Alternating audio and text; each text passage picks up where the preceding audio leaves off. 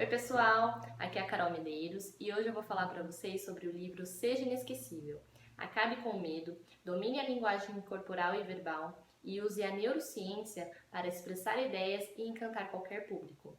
Que foi escrito pelo Roberto Kovalik, pela Leni Quirilos, pelo Robson Gonçalves e pela Cíntia Borsato e publicado pela editora Gente.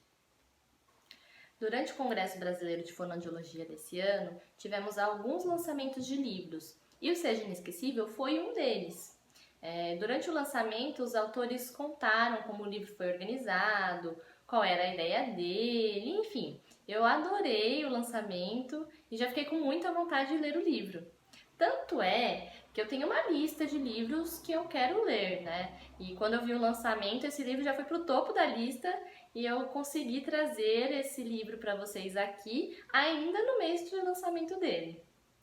Ele é um livro com uma leitura leve e tranquila, daqueles livros que tem muito conteúdo de qualidade, mas que você pode tranquilamente ler no momento de lazer, porque ele não pesa ou cansa, sabe? Tem uma leitura bastante dinâmica e os capítulos dele são bem curtinhos, então para quem não gosta de parar a leitura no meio do capítulo, como eu, facilita bastante.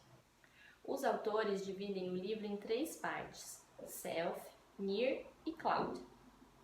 Na primeira parte, eles vão abordar como lidar com o estresse, o cansaço, a ansiedade, tudo aquilo que pode nos impedir de comunicarmos a nossa ideia.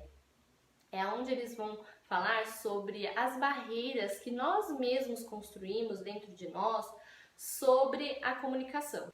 Na segunda parte, eles mostram como apresentar as suas ideias, como contar uma história, como criar empatia, como usar os recursos verbais e não verbais na comunicação.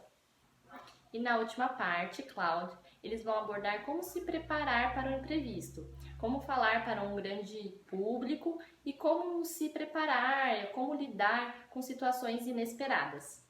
É uma leitura bem dinâmica, cada capítulo é um autor falando com o público, então segue essa sequência. O Kovalik começa com uma história, exemplificando um pouco mais sobre o tema que eles estão trabalhando naquele momento. Aí no capítulo seguinte, a Leni, que é fono, fala sobre a parte mais teórica sobre aquele tema. E no capítulo seguinte, o Robson Gonçalves fala sobre a neurociência por trás daquele tópico que eles estão falando naquele momento. Então é um tópico para 3 capítulos e eles abordam de formas diferentes.